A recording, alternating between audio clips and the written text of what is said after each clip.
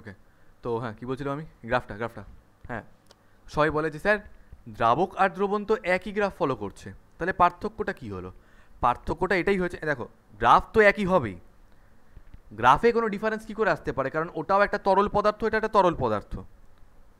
But the only difference is দ্রাবকের মধ্যে শুধু বিশুদ্ধ দ্রাবক কণা ছাড়া অন্য কিছু নেই, কিন্তু দ্রবণের মধ্যে দ্রাবকের সাথে সাথে আবার দ্রাবও অ্যাড হয়ে রয়েছে, ঠিক আছে?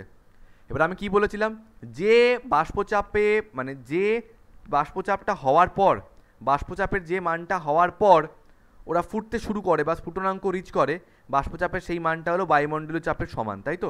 তো বায়ুমণ্ডলীয় চাপকে আমি এই জায়গায় রেখেছি, তাহলে এই গ্রাফটাও আস্তে আস্তে এইভাবে উঠছে, উঠতে এই পয়েন্টে এসে বায়ুমণ্ডলীয় চাপের সমান হচ্ছে। আবার দ্রবণের গ্রাফটাও যদি আমরা দেখি, এইভাবে উঠতে এই পয়েন্টে এসে বায়ুমণ্ডলীয় চাপের সমান হচ্ছে। তার মানে হলো এই পয়েন্টে পৌঁছালে তবে বিশুদ্ধ দ্রাবকটা কি বলে বাষ্পে পরিণত হচ্ছে, আর দ্রবণটাও বাষ্পে পরিণত হচ্ছে এই পয়েন্টে। আচ্ছা, এদিকটা আমি কাকে রেখেছি, এক্স অ্যাক্সিসে আমি রেখেছি হচ্ছে উষ্ণতা বা টেম্পারেচারকে, ঠিক আছে? উষ্ণতা বা টেম্পারেচার। তাহলে এই পয়েন্টে আমি নিচে টানছি ডটেড লাইন একটা। তা যখন দ্রাবকটা বাষ্পে পরিণত হলো, তখন উষ্ণতার মান কত? তখন উষ্ণতাটা হচ্ছে এইখানে। দ্রাবকটা যখন বাষ্পে পরিণত হলো, বায়ুমণ্ডলীয় চাপের সমান যখন হলো বাষ্পচাপটা, তখন উষ্ণতার মানটা কোথায়? এই পয়েন্টে, যেটাকে আমি কী দিয়ে রিপ্রেজেন্ট করব স্যার? টিবি। কেন? বিশুদ্ধ দ্রাবকের বাষ্পচাপ। এবার দ্রবণটা কোন পয়েন্টে বাষ্পে পরিণত হয়েছে? এই পয়েন্টে, কারণ এই পয়েন্টে দ্রবণটা বায়ুমণ্ডলীয় চাপের সমান হয়েছে বাষ্পচাপটা। তাহলে যদি আমি এটাকে ড্র করি, সো টেম্পারেচার কত এই সময়? টেম্পারেচার হচ্ছে টিবি ড্যাশড। দ্রবণটি যখন বাষ্পে পরিণত হলো বা স্ফুটনাঙ্কটা তখন কত? TB dashed. এবার লক্ষ্য করে দেখো গ্রাফটার প্যাটার্নটাই এরকম হয়েছে, যত এদিকে যাচ্ছে উষ্ণতা আস্তে আস্তে বাড়ছে। তো টিবি দেখো, টিবি আগে রয়েছে, টিবি ড্যাশ পরে রয়েছে। তার মানে কি ক্লিয়ারলি গ্রাফিক্যালি আমরা দেখতে পাচ্ছি যে দ্রাবক থেকে দ্রবণ তৈরি হলে স্ফুটনাঙ্কটা বৃদ্ধি পেয়ে যায়। এখন কতটা বৃদ্ধি পেয়েছে? বৃদ্ধি পেয়েছে এতটা, এতটা বৃদ্ধি পেয়েছে, তাই তো? এই এতটা বৃদ্ধির মান কত? এতটা বৃদ্ধির মান হচ্ছে ডেল্টা টিবি, যেখানে আমরা জানি delta TB is equals to হচ্ছে টিবি ড্যাশ মাইনাস টিবি। দেখো তো গ্রাফটা সবাই বুঝতে পেরেছো কি না? গ্রাফটা কি সবাই বুঝতে পেরেছো?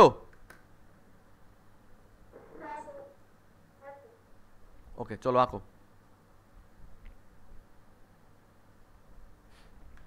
হয়ে গেলে বলবে আমাকে।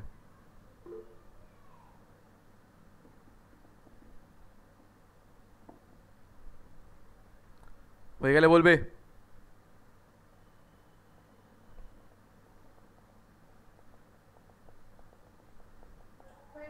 আচ্ছা, অন্বেষা একটু আনমিউট করো। হ্যাঁ তুমি। আচ্ছা, একটু বলো আমাকে যে রাউল্টের সূত্র যেদিনকে আমি লিখিয়েছিলাম, তো রাউল্টের সূত্র বলার জন্য আমি দুটো প্রপার্টি বলেছিলাম। একটা হচ্ছে দ্রাবকের প্রপার্টি, একটা হচ্ছে দ্রাবের প্রপার্টি, একটা হচ্ছে দ্রবণের প্রপার্টি। প্রপার্টিগুলো কী কী ছিল যেগুলো মিস করলে নাম্বার পাবো না? তাড়াতাড়ি করে আনমিউট।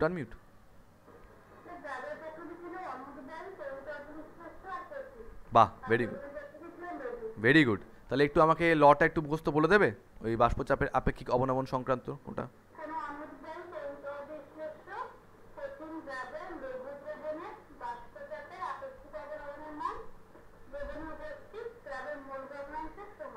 দারুণ, ভেরি গুড। কি বললো তাহলে? কোনো অনুদ্বায়ী তড়িৎ অবিশ্লেষ্য কঠিন দ্রাবের লঘু দ্রবণের বাষ্পচাপের আপেক্ষিক অবনমনের মান দ্রবণে উপস্থিত দ্রাবের মোল ভগ্নাংশের সঙ্গে সমান। এটা ছিল হচ্ছে বাষ্পচাপের আপেক্ষিক অবনমন সংক্রান্ত সূত্র। এবার আমি কি বলেছি, যে চারটি কলিগেটিভ প্রপার্টি আছে বাষ্পচাপের আপেক্ষিক অবনমন, দ্রবণের স্ফুটনাঙ্কের উন্নয়ন আর হিমাঙ্কের অবনমন, প্রথম তিনটের বিষয়ে ল দিয়েছে রাউল্ট, এবং রাউল্টের প্রত্যেকটা লতেই এই কন্ডিশনটা সেম, যে স্যার দ্রাবের প্রকৃতি কী হবে? অনুদ্বায়ী, তড়িৎ অবিশ্লেষ্য আর কঠিন, তাই তো? অনুদ্বায়ী, তড়িৎ অবিশ্লেষ্য আর কঠিন। এদিকে দ্রবণ হতে হবে লঘু। তাহলে আমি বলেছিলাম এরমভাবে বলবে, ধরো আমি যদি আগেরটার কথা, আচ্ছা ধরো আজকে আমি এইটা হেডিং দাও, দ্রবণের স্ফুটনাঙ্ক উন্নয়ন সংক্রান্ত রাউল্ট সূত্র, দ্রবণের স্ফুটনাঙ্ক উন্নয়ন সংক্রান্ত রাউল্ট সূত্র, তাড়াতাড়ি করে হেডিং দাও। দ্রবণের স্ফুটনাঙ্ক উন্নয়ন সংক্রান্ত রাউল্ট সূত্র।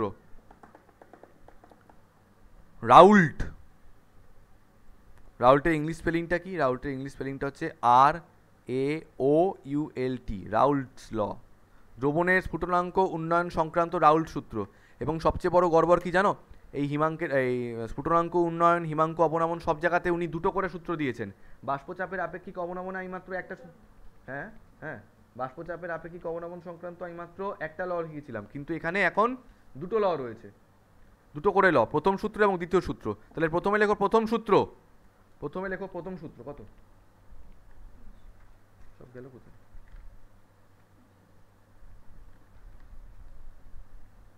প্রথমে লেখো প্রথম সূত্র,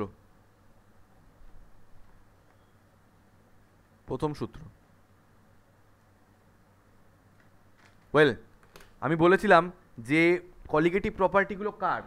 দ্রবণের। কি রকম দ্রবণ? লঘু দ্রবণ। দ্রবণটা কার? দ্রাবের দ্রবণ।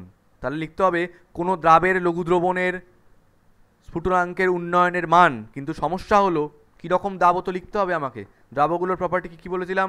কোনো তড়িৎ অবিশ্লেষ্য অনুদ্বায়ী কঠিন দ্রাব বা কোনো অনুদ্বায়ী কঠিন তড়িৎ অবিশ্লেষ্য দ্রাব, ভুল বললাম, কোনো অনুদ্বায়ী তড়িৎ অবিশ্লেষ্য কঠিন দ্রাবের লঘু দ্রবণের স্ফুটনাঙ্কের উন্নয়নের মান উক্ত দ্রবণের মোলালিটির সঙ্গে সমানুপাতিক। এখানে লাস্ট লাইনটা একটু আলাদা, মোলালিটির সঙ্গে সমানুপাতিক, বা লিখতে পারো মোলাল গারত্বের সঙ্গে সমানুপাতিক। মোলাল গারত্ব, হ্যাঁ, স্মল এম যেটাকে বলে। তো লেখো কোনো অনুদ্বায়ী তড়িৎ অবিশ্লেষ্য কঠিন দ্রাবের, লঘু দ্রবণের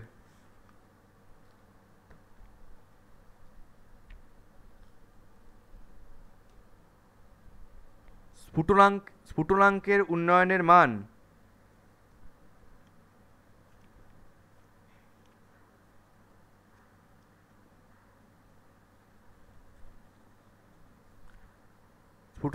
উন্নয়নের মান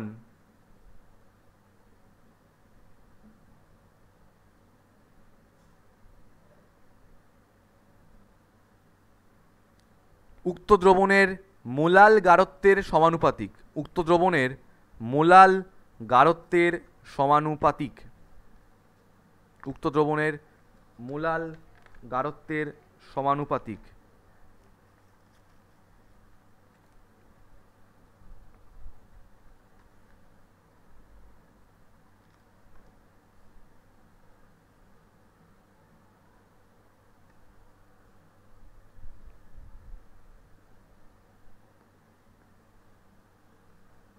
মোলাল গারত্বের সমানুপাতিক, ঠিক আছে? আচ্ছা, তাহলে ফর্মটা লেখো। গাণিতিক রূপ ছাড়া কোনো সূত্রের তোমরা মার্কস পাবে না। গাণিতিক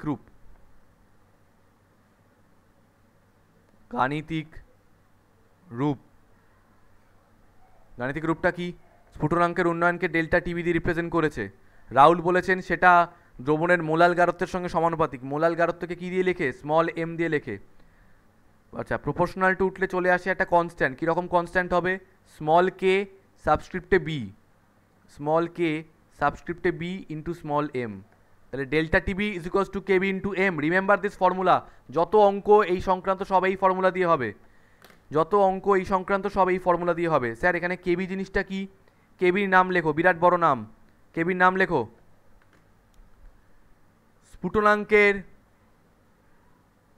মোলাল উন্নয়ন ধ্রুবক। স্ফুটনাঙ্কের মোলাল উন্নয়ন ধ্রুবক।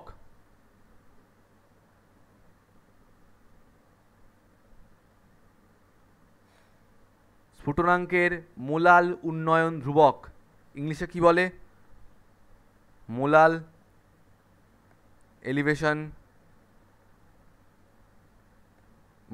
elevation of boiling point constant, বা লেখো মোলাল elevation of boiling point।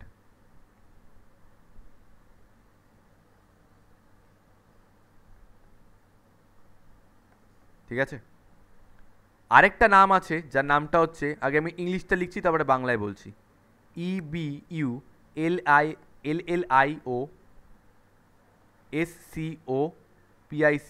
ইবিউলিওস্কোপিক constant. বাংলায় বলে ইবিউলিওস্কোপিক ধ্রুবক, বাংলায় বলে ইবিউলিওস্কোপিক ধ্রুবক,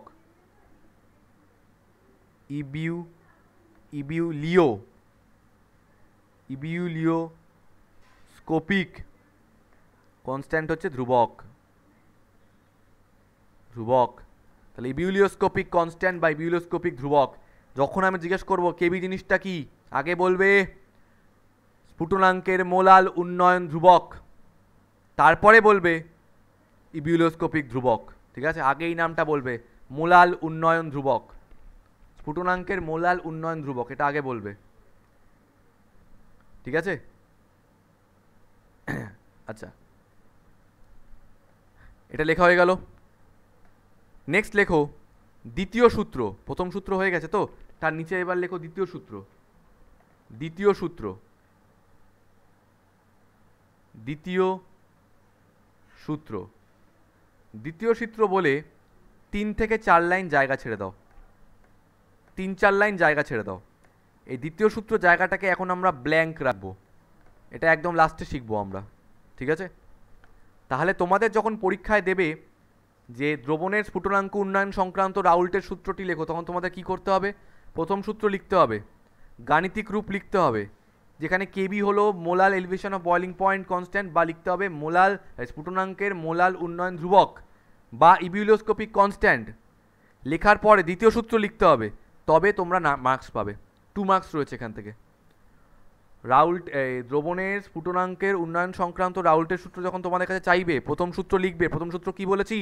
কোনো অনুদ্বায়ী কঠিন তড়িৎ অবিশ্লেষ্য কোনো অনুদ্বায়ী তড়িৎ অবিশ্লেষ্য কঠিন দ্রাবের লঘু দ্রবণের স্ফুটনাঙ্কের উন্নয়নের মান উক্ত দ্রবণের মোলাল গারত্বের সমানুপাতিক। যদি লিখতে পারো 1 মার্কস পেলে, আচ্ছা 1/2 মার্কস পেলে।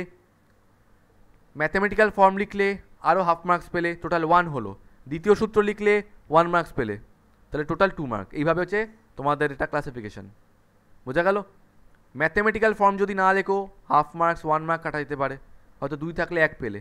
এইটা যদি না লিখে দিয়ে আসো, এটা অনেকের তোমাদের অভ্যাস আছে না লেখা, হয়তো সূত্র লিখে দিয়েছি, কি যায় আসে।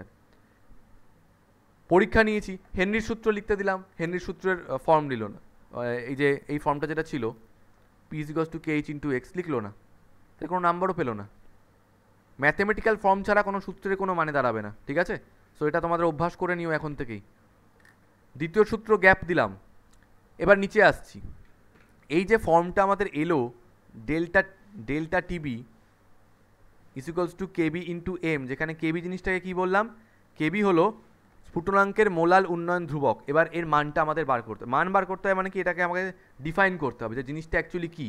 তো লেখো কেবির সংজ্ঞা এবং একক, হেডিং দাও কেবির সংজ্ঞা এবং একক, কেবির সংজ্ঞা এবং একক। এবং সবচেয়ে দুঃখের ব্যাপার কি বলো তো, পরীক্ষায় যখন তোমাদের এই পরীক্ষায় এই কোশ্চেন থাকবেই, রাউল্টের সূত্র না দিলেও কেবির সংজ্ঞা থাকবেই। পরীক্ষায় এভাবে বলে দেয় কেবির সংজ্ঞা লেখো বা কেবি কি।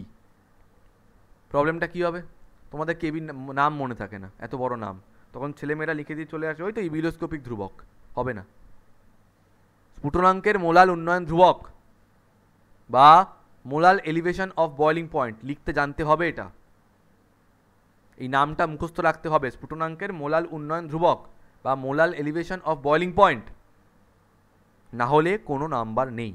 ওই ইবিউলিওস্কোপিক কনস্ট্যান্টটা ওর ডাক নাম, আসল নামটা এটা মোলাল এলিভেশন অফ বয়লিং পয়েন্ট বা স্ফুটনাঙ্কের মোলাল উন্নয়ন ধ্রুবক, লিখতে জানতে হবে এটা।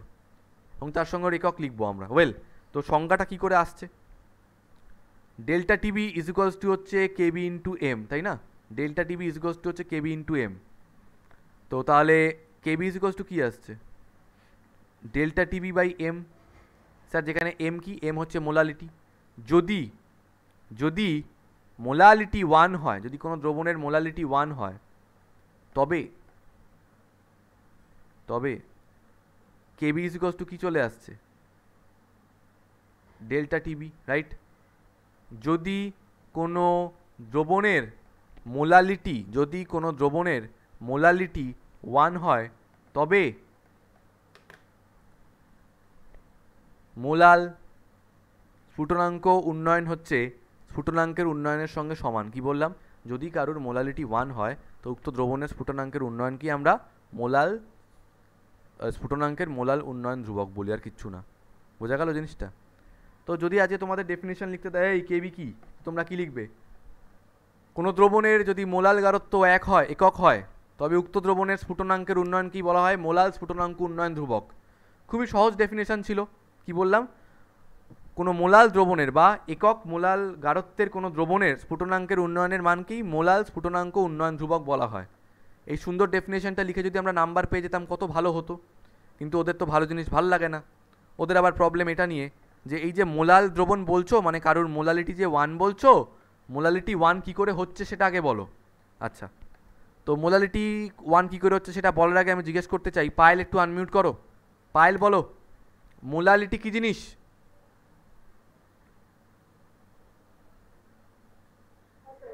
মোলালিটি কী জিনিস?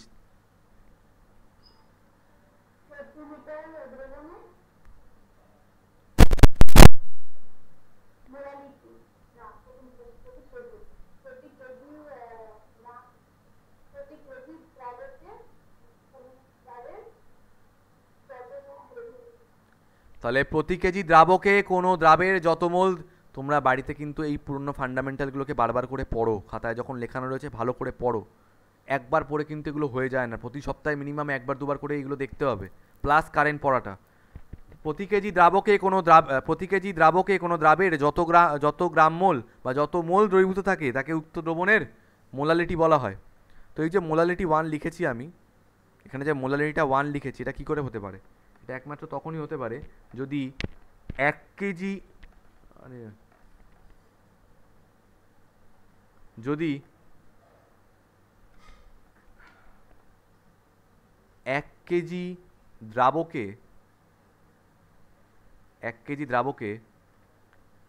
1 মোল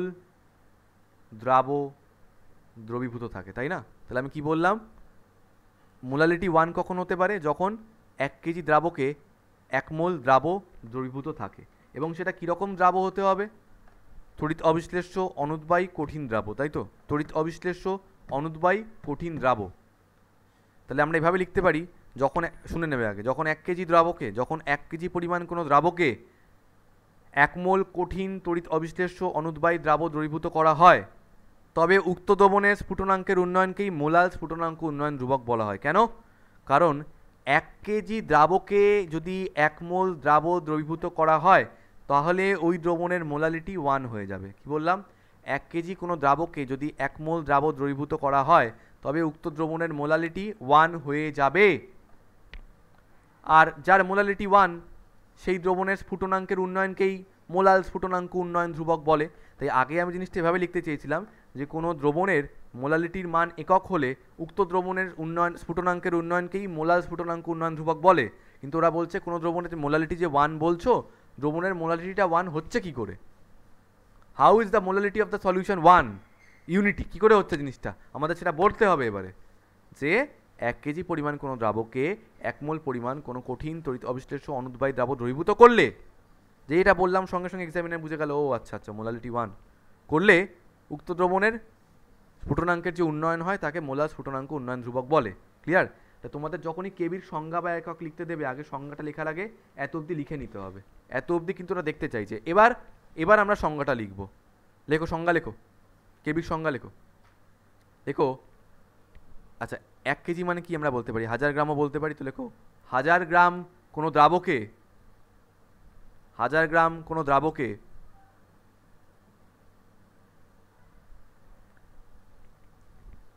1 মোল পরিমাণ কোনো অনুদ্বায়ী তড়িৎ অবিশ্লেষ্য ও কঠিন দ্রাব দ্রবীভূত করলে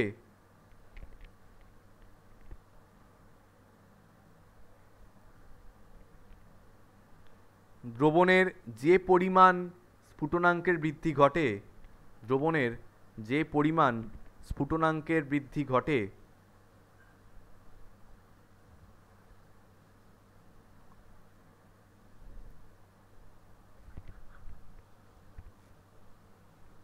তাকে উক্ত দ্রবণের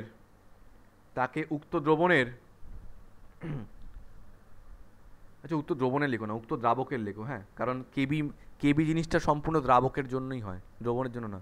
কি বললাম তাহলে? 1000 গ্রাম কোনো দ্রাবকে, মানে 1 কেজি যেটা বলছিলাম, 1000 গ্রাম কোনো দ্রাবকে 1 মোল পরিমাণ কোনো অনুদ্বায়ী তড়িৎ অবিশ্লেষ্য ও কঠিন দ্রবীভূত করলে দ্রবণের যে পরিমাণ স্ফুটনাঙ্কের বৃদ্ধি ঘটে, কমা, তাকে উক্ত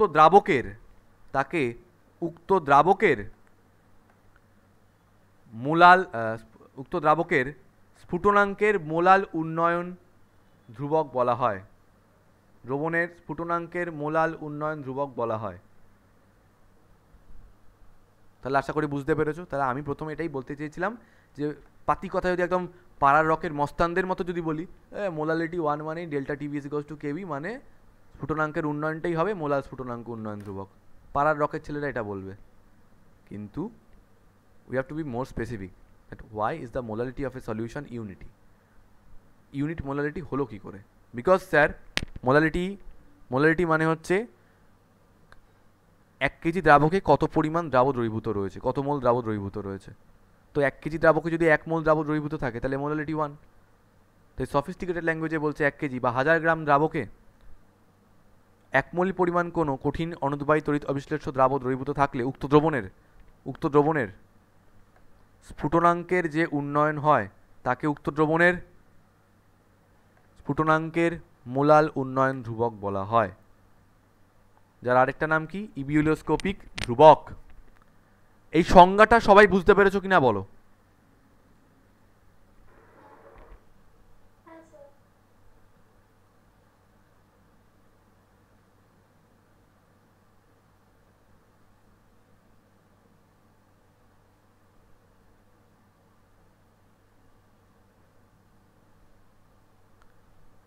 চ্যাটে না বলে একটু অডিওতে বলার চেষ্টা করো। বাকিরা কোথায়?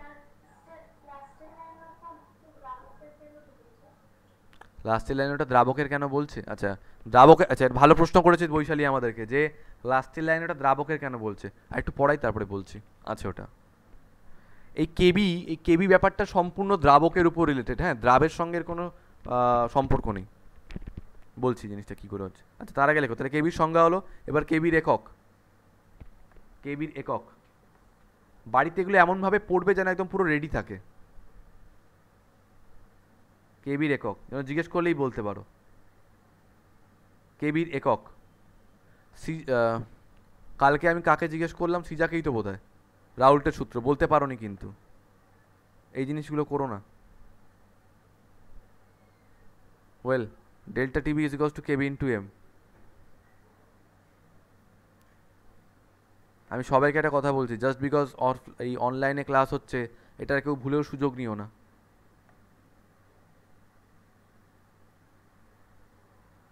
Ultimately it is you who is going to suffer, আর কেউ সাফার করবে না, আমি তো করবই না।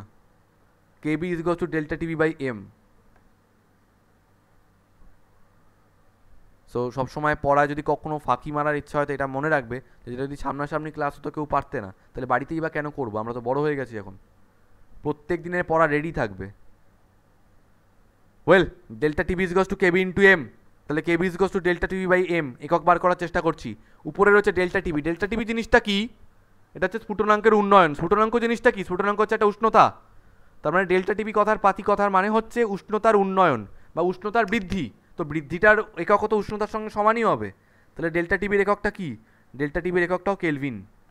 আর নিচে রয়েছে মোলালিটির একক কি ছিল?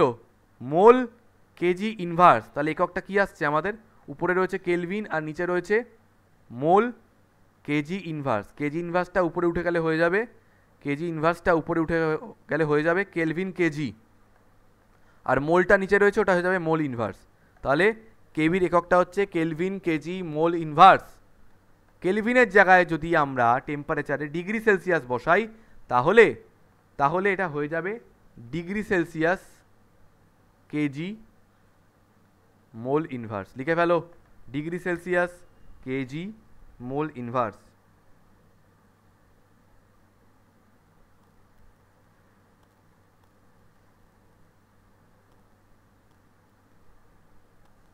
তাহলে কেবির এককটা আমি কি বলেছি, কেলভিন কেজি মোল ইনভার্স বা degree Celsius KG mole inverse. সংজ্ঞাটা কি বলেছি, 1000 গ্রাম কোনো দ্রাবকে 1 মোল পরিমাণ কোনো কঠিন অনুদ্বায়ী তড়িৎ অবিশ্লেষ্য দ্রাবক দ্রবীভূত করলে উক্ত দ্রবণের স্ফুটনাঙ্কের যে উন্নয়ন হয় তাকে উক্ত দ্রাবকের স্ফুটনাঙ্কের মোলাল উন্নয়ন ধ্রুবক বলা হয়, যার আরেকটা নাম কি বলেছি, ইবিলোস্কোপিক ধ্রুবক। একক কি বললাম, একক হচ্ছে কেলভিন কেজি মোল ইনভার্স বা degree Celsius KG mole inverse. Raoult সূত্র দিক বা না দিক এই কেবি দেবে, ভেরি ইম্পর্টেন্ট, ভেরি ইম্পর্টেন্ট।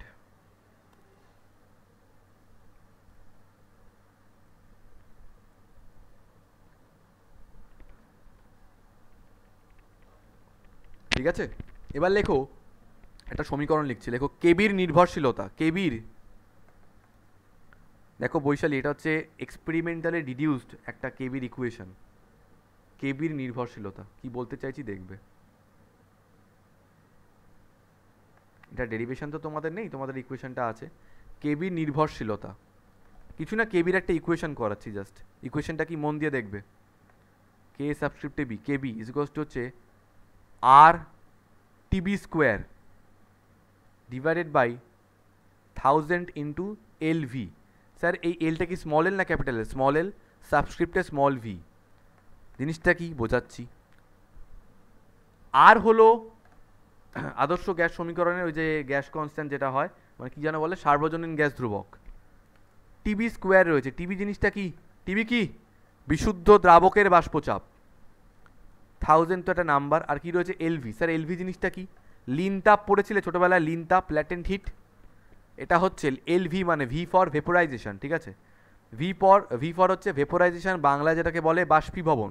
তাহলে এলভি মানে হচ্ছে, এলভি মানে হচ্ছে বিশুদ্ধ দ্রাবকের বাষ্পীভবনের লিন তাপ, বিশুদ্ধ দ্রাবকের বাষ্পীভবনের লিন তাপ পার গ্রাম। লিখে রাখো তাহলে এটা, এলভিটা লিখে রাখো, বাষ্পীভবনের লিন তাপ পার গ্রাম, বাষ্পীভবনের লিন তাপ পার গ্রাম।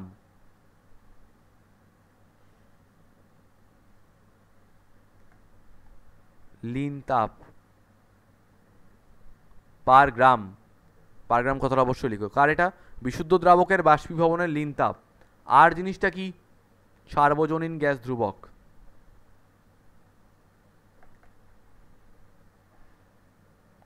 ওয়েল, সার্বজনীন গ্যাস ধ্রুবকের আমরা তিনটে মান জেনারেলি ব্যবহার করি, 0.0821, 8.314, 1.987। এটা হচ্ছে লিটার, লিটার অ্যাটমসফেরিক, এটা হচ্ছে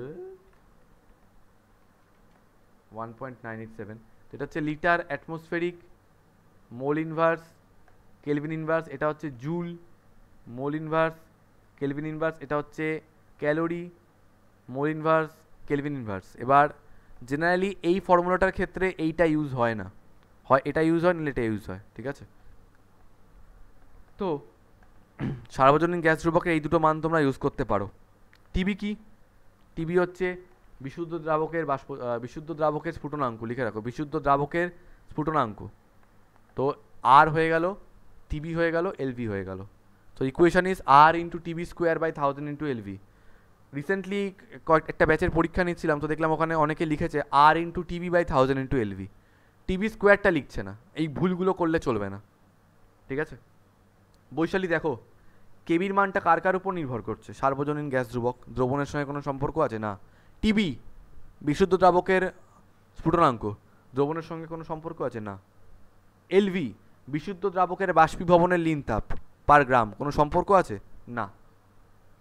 তাহলে পুরোটাই কেবির মানটা পুরোটাই দ্রাবকের উপর নির্ভর করছে, তার মানে কেবি প্রপার্টিটা পুরোপুরি দ্রাবক রিলেটেড, দ্রাবের সঙ্গে এর কোনো মান নেই, দ্রাবের সঙ্গে এর কোনো সম্পর্ক নেই। তাই ইকুয়েশনটা লেখার পর স্টার দিয়ে নিচে লিখে রাখ। ও আরেকটা কথা বলা হলো না, একটা কথা বলা হলো না, এটা খুব দরকার, এটা খুব দরকার তোমাদের এক্সাম্পলই, একটা এক্সারসাইজে এটা প্রবলেম আছে, এখানে লাগবে।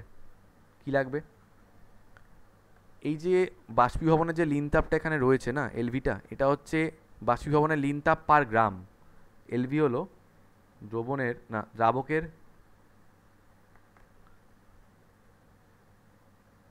বাষ্পীভবনের লিন তাপ পার গ্রাম, আমি যদি বার করতে বলি দ্রাবকের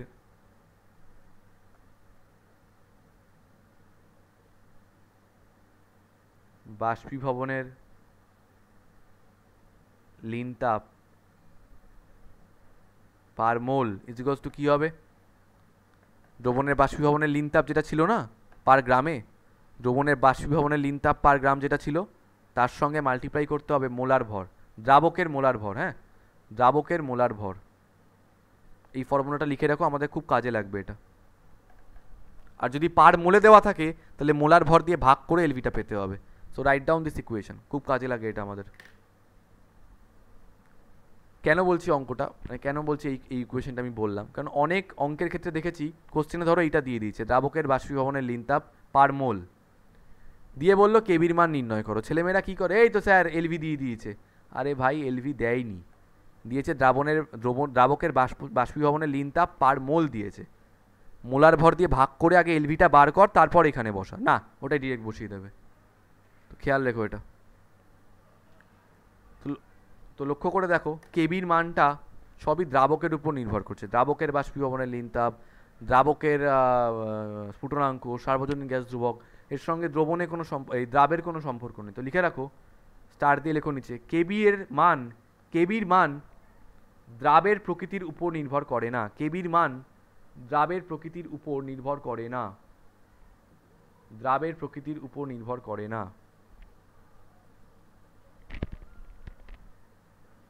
Is that okay?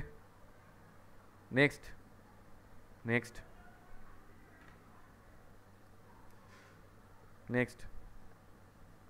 একটা কোশ্চেন লেখো, জলের কেবি, জল মানে বিশুদ্ধ দ্রাবকের কথা, জলের KB is equals to 0.512 degree Celsius KG mole inverse. কি বললাম, জলের KB 0.512 degree Celsius KG mole inverse.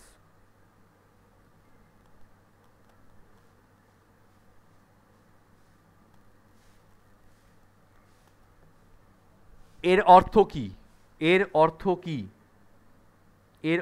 কি, আমাকে কেউ বলতে পারবে এর অর্থ কি?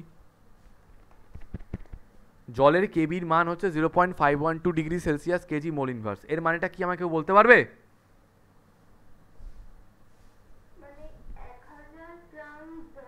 হ্যাঁ হ্যাঁ ঠিকই বলছো, 1000 গ্রাম জলে 1 মোল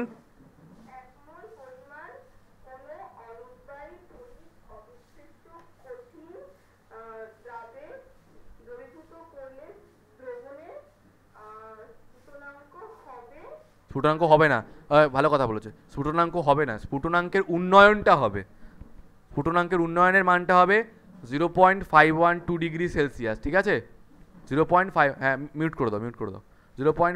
ভেরি গুড অমানুষ, 0.512 ডিগ্রি সেলসিয়াস, হ্যাঁ করো। তাহলে কি বললাম, 1000 গ্রাম দ্রাবকে, 1000 গ্রাম দ্রাবক বলতে এখানে কে রয়েছে, জলের কথা বলেছি, তাই 1000 গ্রাম জলে 1 মোল পরিমাণ কোনো অনুদ্বায়ী কঠিন তড়িৎ অবিশ্লেষ্য দ্রাব দ্রবীভূত করলে স্ফুটনাঙ্কের উন্নয়ন হয় কত, 0.512 ডিগ্রি সেলসিয়াস। প্রত্যেকে কি বুঝতে পেরেছো কথাটা? বাকিটা ওকে, চলো লেখো অ্যান্সার লেখো। 1000 গ্রাম বিশুদ্ধ জলে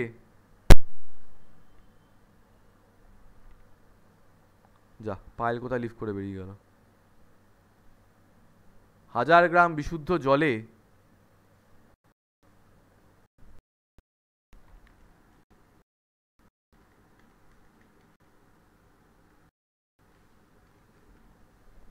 1000 গ্রাম বিশুদ্ধ জলে 1 গ্রাম অণু বা 1 গ্রাম অণু না সরি 1000 গ্রাম বিশুদ্ধ জলে কোনো অনুদ্বায়ী তড়িৎ অবিশ্লেষ্য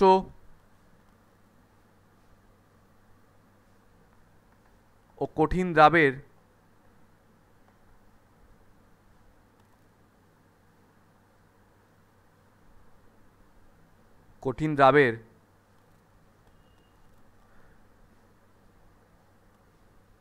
1 মোল পরিমাণ দ্রবীভূত করলে 1 মোল পরিমাণ দ্রবীভূত করলে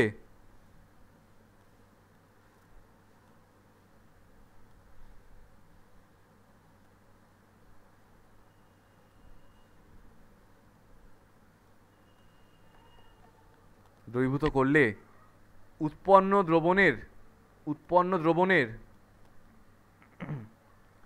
স্ফুটনাঙ্কের বৃদ্ধি হয়।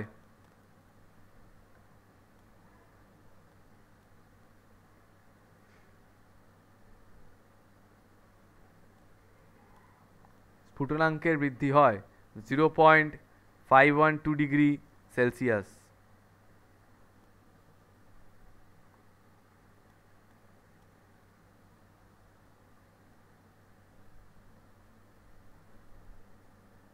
ঠিক আছে,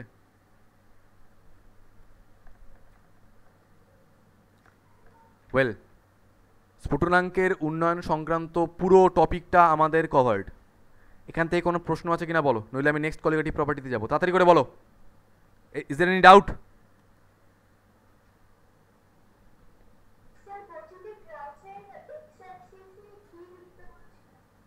গস, হ্যাঁ কি বললে বুঝলাম না, ঠিক করে বলো। ও গ্রাফ, আচ্ছা আচ্ছা, গ্রাফ। আরে এক্স অ্যাক্সিসে উষ্ণতা, কি অবস্থা? এক্স অ্যাক্সিসে উষ্ণতা, কার কি অসুবিধা আছে আর বলো, নাকি নেক্সট টপিকে যাব?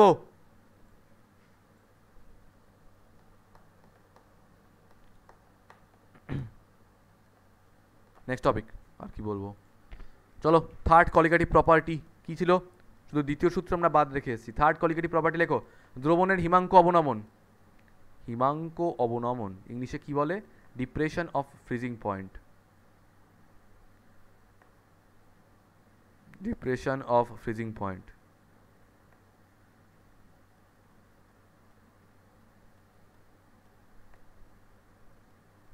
Depression of freezing point. আচ্ছা, হিমাঙ্ক কাকে বলে? স্যার, যে উষ্ণতায় তরল কঠিন পদার্থে পরিণত হয় তাকে হিমাঙ্ক বলে, তাই তো? হিমাঙ্কের সংজ্ঞা লেখো আগে, হিমাঙ্কের সংজ্ঞা লেখো। হিমাঙ্ক, যেটা বলেছিলাম আগে একদিন, যে তোমাদের ক্লাস 11-এ সাম্যাবস্থা বলে একটা চ্যাপ্টার ছিল। সাম্যাবস্থা দুটো পার্ট ছিল, রাসায়নিক সাম্যাবস্থা আর আয়নীয় সাম্যাবস্থা। আর এই রাসায়নিক সাম্যাবস্থা ঠিক আগে ভৌত সাম্যাবস্থা বলে একটা পার্ট ছিল, যেখানে তরল এবং কঠিনের মধ্যে সাম্যাবস্থা রচিত হয়েছিল। কিভাবে দেখো, ধরো এটা একটা কন্টেনার যার মধ্যে জল রয়েছে, ঠিক আছে?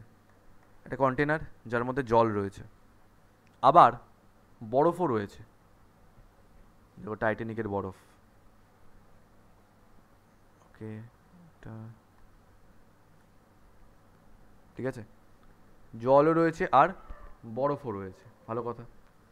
এবার কি হবে, এই টেম্পারেচারটা ধরে নাও বাই চান্স কত নেব, সে 0 ডিগ্রি সেলসিয়াস। টেম্পারেচারটা ধরে নাও 0 ডিগ্রি সেলসিয়াস। আমরা তো জানি যে জলের ক্ষেত্রে হিমাঙ্ক 0 ডিগ্রি সেলসিয়াস। এখন এই 0 ডিগ্রি সেলসিয়াসে কী হয় একটু ভাবি। বিশ্বাস করো, ছোটোবেলা থেকে ভাবতাম যে আচ্ছা 0 ডিগ্রি সেলসিয়াসে আমাদেরকে এটাও বলছে যে জল বরফে পরিণত হচ্ছে, আবার এটাও বলছে যে বরফ জলে পরিণত হচ্ছে। এ আবার কী কথা? তার মানে হিমাঙ্ক, যেটাকে আমরা হিমাঙ্ক বলি, তার আরেকটা নাম কিন্তু গলনাঙ্ক। জলের যে হিমাঙ্ককে আমরা 0 ডিগ্রি সেলসিয়াস বলি, ওর আরেকটা নাম কিন্তু গলনাঙ্ক।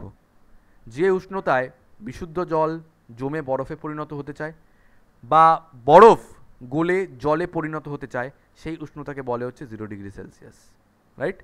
তার মানে এই হিমাঙ্ক বা গলনাঙ্ক একই কথা, তাই না?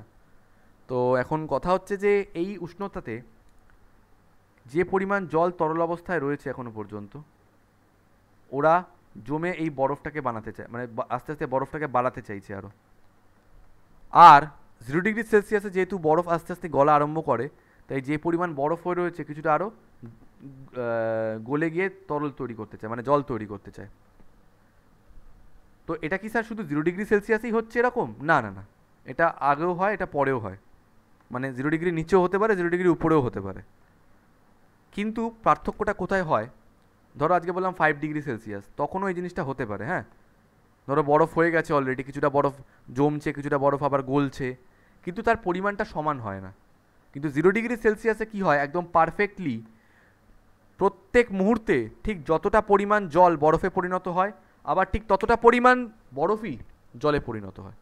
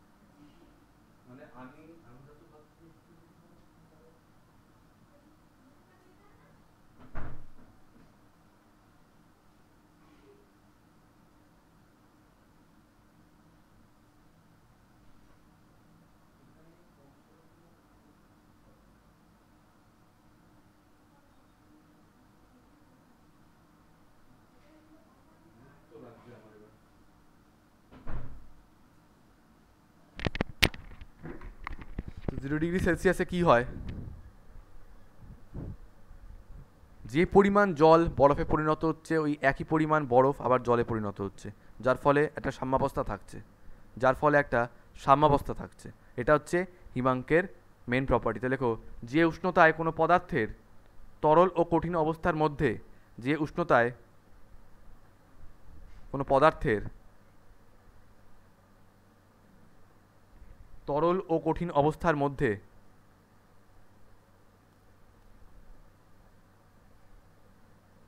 সাম্যাবস্থা রচিত হয়, যে উষ্ণতায় কোনো পদার্থের তরল ও কঠিন অবস্থার মধ্যে সাম্যাবস্থা রচিত হয়, তাকে উক্ত পদার্থের হিমাঙ্ক বলে। তাকে উক্ত পদার্থের হিমাঙ্ক বলে।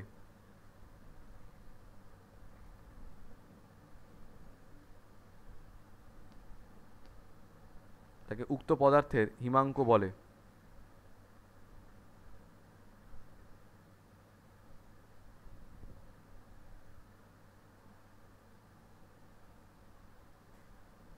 নিচে স্টার দিয়ে লিখে রাখো, হিমাঙ্কে পদার্থটির তরল ও কঠিন অবস্থার, হিমাঙ্কে পদার্থটির তরল ও কঠিন অবস্থার বাষ্পচাপ সমান হয়। পদার্থে হিমাঙ্ক, পদার্থে, সরি ভুল বললাম, হিমাঙ্কে পদার্থটির তরল ও কঠিন অবস্থার বাষ্পচাপ সমান হয়।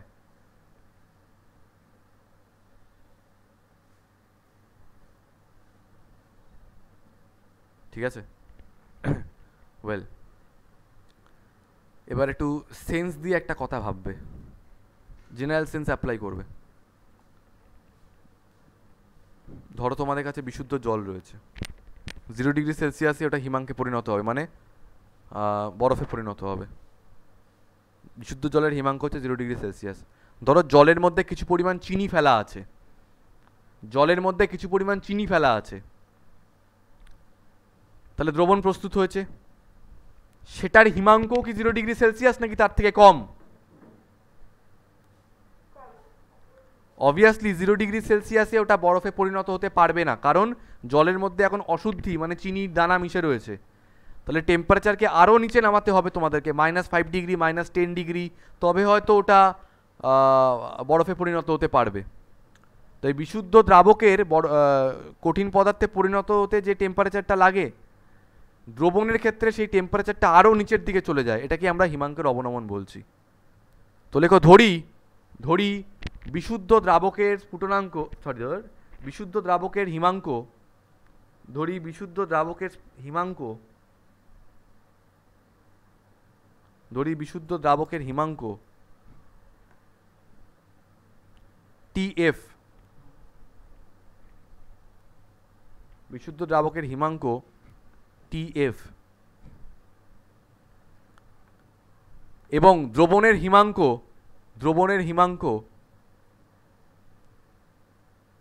TF ড্যাশড,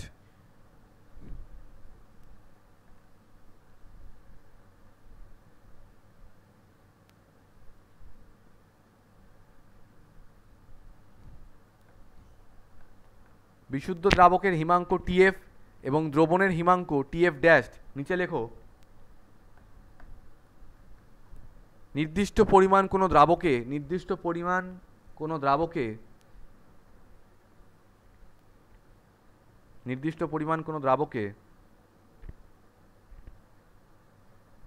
কোনো অনুদ্বায়ী তড়িৎ অবিশ্লেষ্য কঠিন দ্রাব, কোনো অনুদ্বায়ী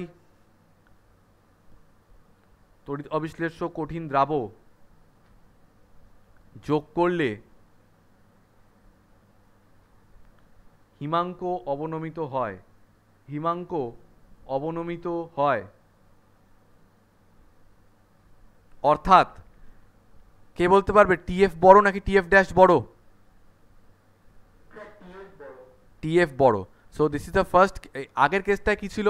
TB dash greater than TB। তো ছেলেমেয়েরা এটা গুলিয়ে ফেলে, আরে ওখানে স্ফুটনাঙ্কের বৃদ্ধি হচ্ছিল, উন্নয়ন হচ্ছিল, তাই TB থেকে TB ড্যাশটা বড়। এখানে হিমাঙ্কের অবনমন হচ্ছে, তাই TF এর থেকে TF ড্যাশটা ছোট। তাই এক্ষেত্রে হিমাঙ্ক অবনমন কি হবে? সুতরাং হিমাঙ্কের অবনমন লিখি দেখ, হিমাঙ্কের অবনমন delta TF is equals to বড় ভ্যালু মাইনাস ছোট value, TF minus TF dashed. লিখে ফেলো হিমাঙ্কের অবনমন delta TF is equals to TF minus TF dashed.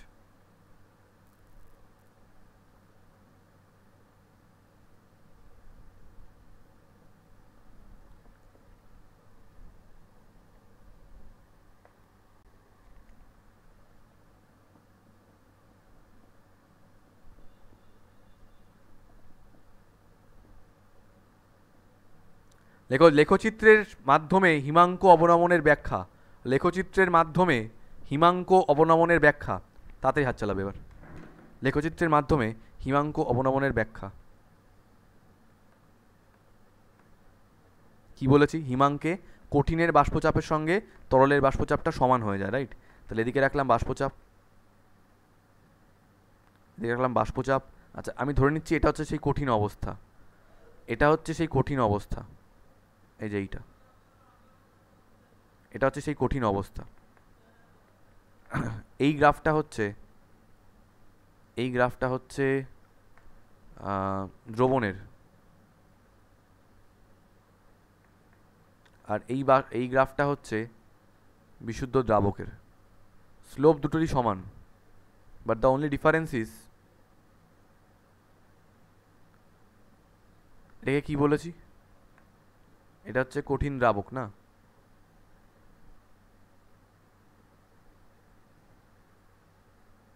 এটা হচ্ছে কঠিন দ্রাবক, এইটা হচ্ছে দ্রবণের গ্রাফ, আর এটা হচ্ছে দ্রাবকের গ্রাফ। এটা কঠিন দ্রাবক, এটা হচ্ছে মানে কঠিন অবস্থা, এটা অ্যাকচুয়ালি এটা হচ্ছে দ্রাবকের গ্রাফ, এটা হচ্ছে দ্রবণের গ্রাফ। এবার আমি কি বলেছি?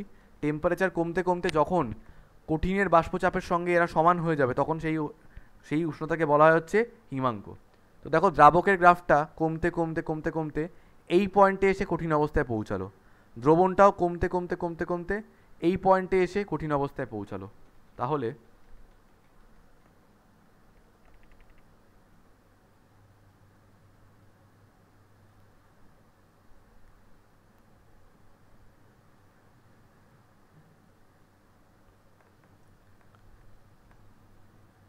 দ্রাবক কঠিন অবস্থায় পৌঁছাচ্ছে এই টেম্পারেচারে, নাম দিলাম TF। দ্রবণ কঠিন অবস্থায় পৌঁছাচ্ছে এই টেম্পারেচারে, নাম দিলাম TF ড্যাশড।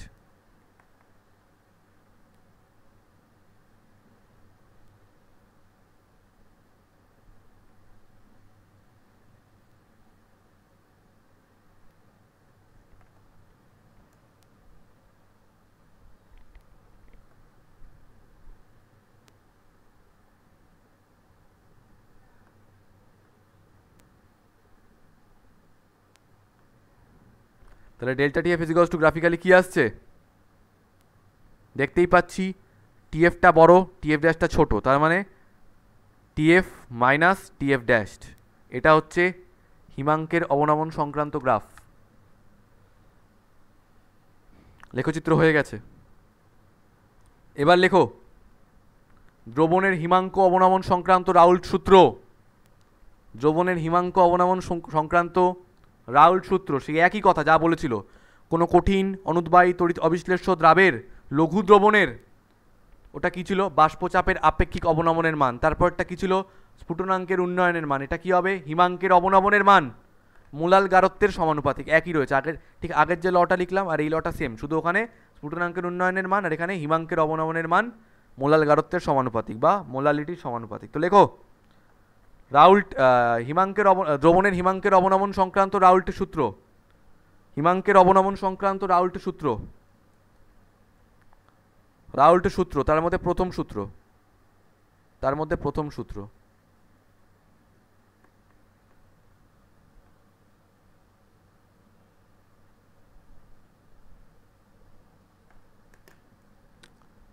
লেখো, কোনো কঠিন অনুদ্বায়ী ও তড়িৎ অবিশ্লেষ্য দ্রাবের, কোনো কঠিন অনুদ্বায়ী ও তড়িৎ অবিশ্লেষ্য দ্রাবের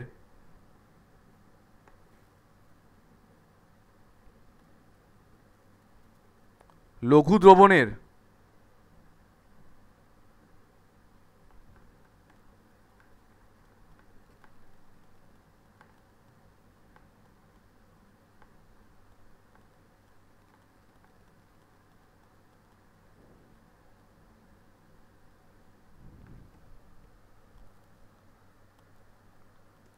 কোনো কঠিন অনুদ্বায়ী তড়িৎ অবিশ্লেষ্য দ্রাবের লঘু দ্রবণের হিমাঙ্কের অবনমনের মান উক্ত দ্রবণের মোলাল গারত্বের বা মোলালিটির সমানুপাতিক, মোলাল গারত্ব বা মোলালিটির সমানুপাতিক, সমানুপাতিক।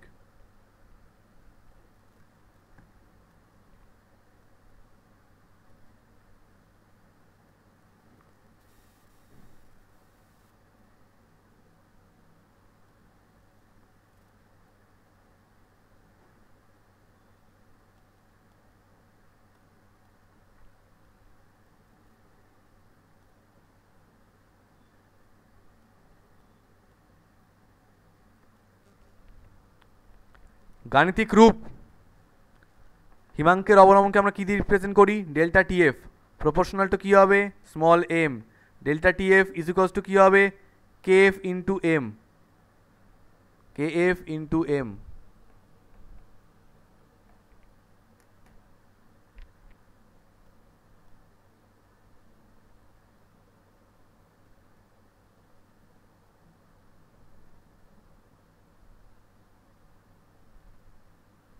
যেখানে কেএফ জিনিসটা কি, যেখানে কেএফ জিনিসটা কি,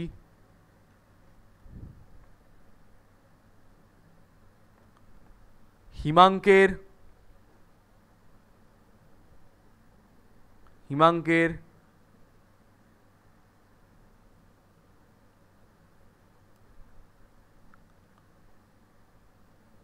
মোলাল অবনমন ধ্রুবক বা মোলাল হিমাঙ্ক অবনমন ধ্রুবক লিখতে পারো, মোলাল হিমাঙ্ক অবনমন ধ্রুবক, মোলাল হিমাঙ্ক অবনমন ধ্রুবক, যার আরেকটা নাম হচ্ছে, ইংলিশে লিখছি আগে, ক্রায়োস্কোপিক কনস্ট্যান্ট। ওটা ছিল ইভিলিওস্কোপিক, এটা ক্রায়োস্কোপিক কনস্ট্যান্ট। বাংলায় কি বলবো উচ্চারণটা, ক্রায়োস্কোপিক, ক্রায়োস্কোপিক ধ্রুবক, ক্রায়োস্কোপিক ধ্রুবক।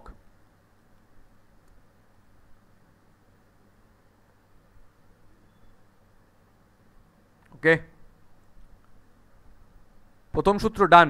চলো দ্বিতীয় সূত্র, দ্বিতীয় সূত্র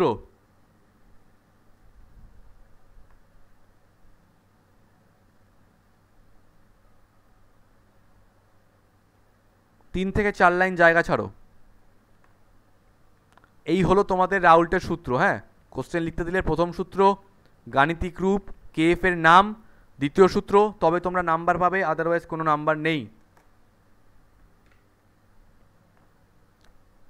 এবার এই যে ফর্মটা এসছে delta TF is equals to KF into M, আমাদের এই কেএফটার সংজ্ঞা আর একক লিখতে হবে। তো লেখো কেএফ এর সংজ্ঞা এবং একক।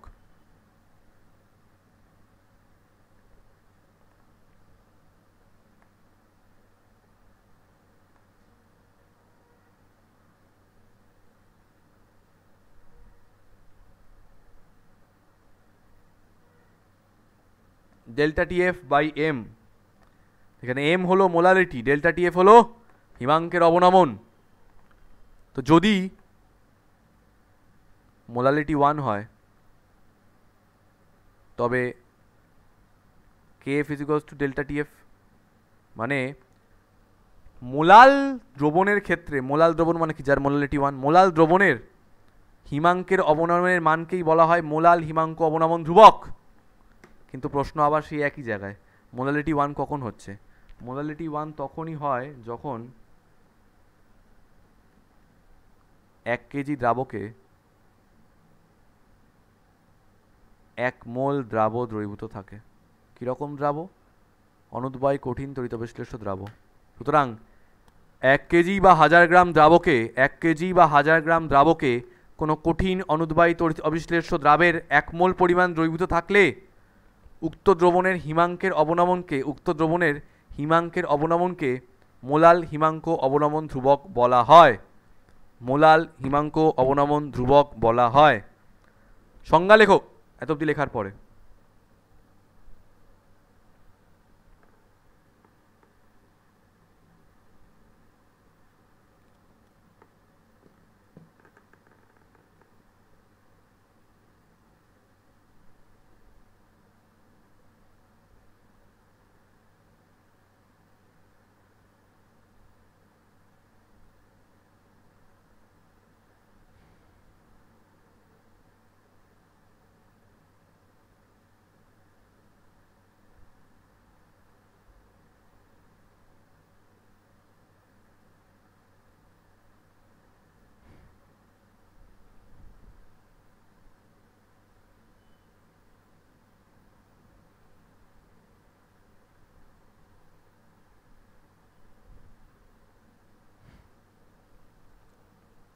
দেখো 1000 গ্রাম দ্রাবকে কোনো 1 মিনিট, 1000 গ্রাম কোনো বিশুদ্ধ দ্রাবকে, লেখো 1000 গ্রাম কোনো বিশুদ্ধ দ্রাবকে 1 মোল পরিমাণ কোনো অনুদ্বায়ী তড়িৎ অবিশ্লেষ্য কঠিন দ্রাব দ্রবীভূত করলে উৎপন্ন দ্রবণের যে পরিমাণ হিমাঙ্কের অবনমন ঘটে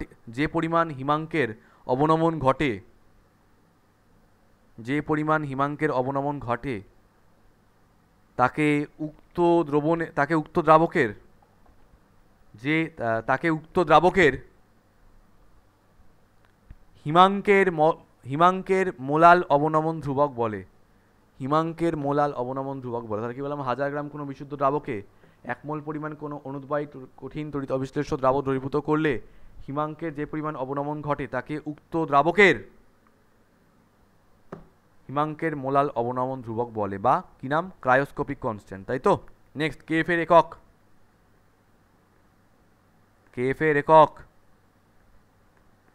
কি হবে একক?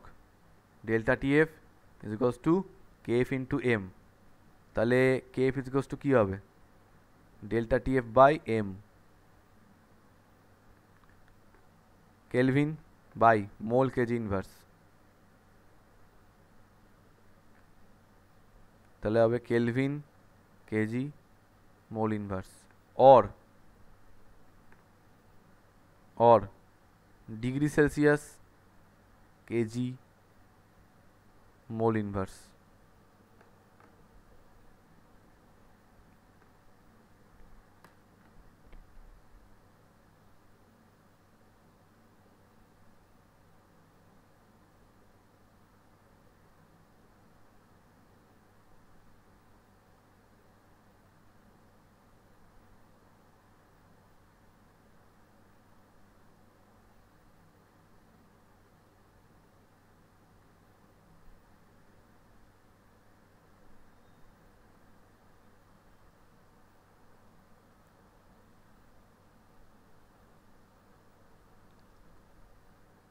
ओके, क्वेश्चन लिखो, क्वेश्चन लिखो। अच्छा, क्वेश्चन आगे लिखो के एफ এর নির্ভরশীলতা, কে এফ এর নির্ভরশীলতা, কে এফ এর নির্ভরশীলতা। well kf is equals to r tf square by 1000 into LF, ওটা ছিল এলভি, এটা হচ্ছে এলএফ। এলএফ জিনিসটা কি? এলএফ হচ্ছে বিশুদ্ধ দ্রাবকের গলনের লিন তাপ, এফ ফর ফিউশন, ঠিক আছে, ফ্রিজিং নয় কিন্তু ফিউশন। তো লেখো এলএফ এর, আচ্ছা এলএফ এর দুটো নাম আছে, লিখে রাখো তো। বিশুদ্ধ দ্রাবকের গলনের লিন তাপ পার গ্রাম, গলনের লিন তাপ পার গ্রাম, অর বিশুদ্ধ দ্রাবকের কঠিনীভবনের লিন তাপ পার গ্রাম। গলন আর কঠিনীভবন একই টেম্পারেচারে হয়, তো ওই জন্য একই এনার্জি লাগে। গলনের লিন তাপ পার গ্রাম और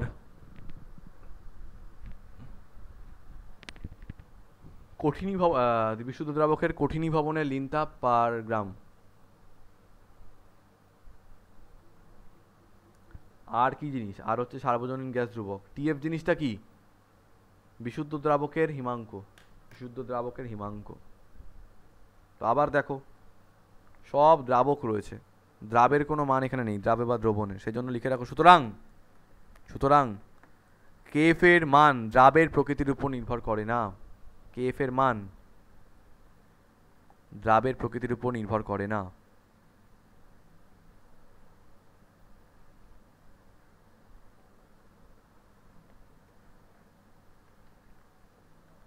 ঠিক আছে, এবার লেখো কোশ্চেন।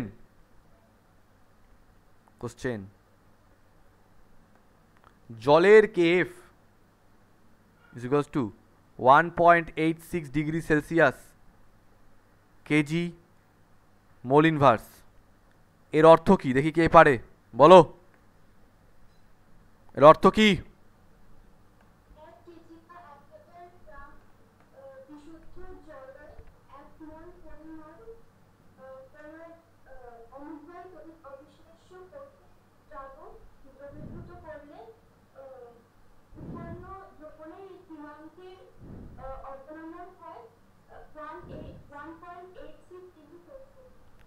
দ্যাটস ওকে, বাট এই যে উৎপন্ন দ্রবণ কথাটা অ্যাড করলে ওটা বলবে না, বিকজ উৎপন্ন দ্রবণের হিমাঙ্কের স্ফুটনাঙ্ক হয় না, উন্নয়ন হয় না। দ্রাবক থেকে দ্রবণে প্রস্তুত হতেই তো উন্নয়নটা হচ্ছে, তাই উৎপন্ন দ্রবণের স্ফুটনাঙ্কের উন্নয়ন বলে কিছু হয় না। জাস্ট লিখে দেবে স্ফুটনাঙ্কের উন্নয়নের মান 1.86। যাই হোক, একই ব্যাপার অবশ্য, অসুবিধা নেই, ঠিক আছে, উৎপন্ন দ্রবণ বলতে পারো, বাট লেখাটা উচিত না উৎপন্ন দ্রবণ কথাটা। চলো লেখো 1000 গ্রাম বিশুদ্ধ জলে কোনো অনুদ্বায়ী ও তড়িৎ অবিশ্লেষ্য কঠিন দ্রাবের, 1000 গ্রাম বিশুদ্ধ জলে কোনো অনুদ্বায়ী ও তড়িৎ অবিশ্লেষ্য কঠিন দ্রাবের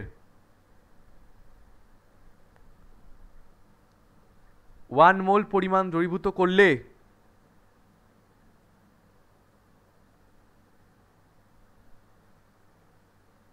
হিমাঙ্ক অবনমন হয় 1.86 ডিগ্রি সেলসিয়াস। 1.86 degree Celsius.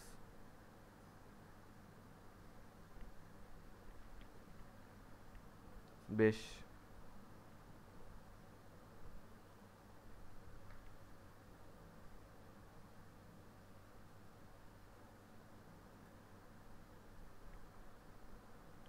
একটা কথা না, এখানে তোমরা লিখে রাখো নিচে, এখান দিয়ে লিখে রাখো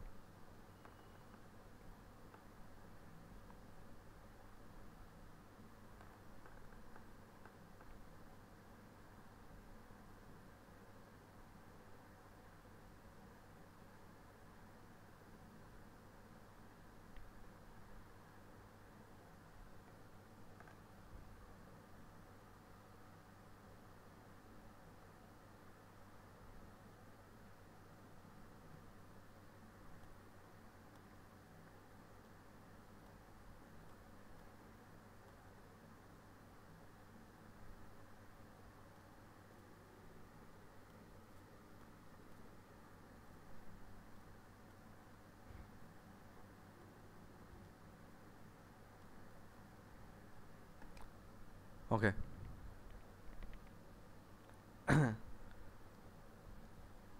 স্টার্টের জিনিস লিখে রাখো যে বিশুদ্ধ জলের হিমাঙ্ক টিএফ ইজিকলস টু কত হয় 273 কেলভিন, কারণ 0 ডিগ্রি সেলসিয়াস ধরি আমরা, কেলভিনে তো 0, ওটা 273 কেলভিন হয়ে যাবে, রাইট? কেলভিনে ওটা 273 কেলভিন হয়ে যাবে। আর যেখানে তোমরা কেবির নির্ভরশীলতা লিখেছিলে না, এই কোশ্চেনটা নিচে না, ওখানটা গিয়ে লিখে রাখো তো, যে স্টার দিয়ে লিখে রাখো যে বিশুদ্ধ জলের স্ফুটনাঙ্ক TV is equals to 373 kelvin, লিখে রাখো ওখানে বিশুদ্ধ জলের স্ফুটনাঙ্ক 373 কেলভিন।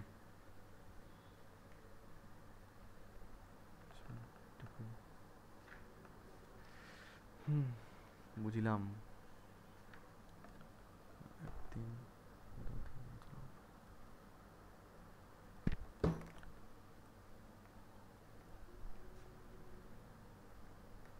বৃহস্পতিবারের মধ্যে আমাকে বাষ্পচাপের আপেক্ষিক অবনমন সংক্রান্ত যে কটা অঙ্ক তোমাদের যার যার বাকি আছে করে দিয়ে দেবে। লিভ।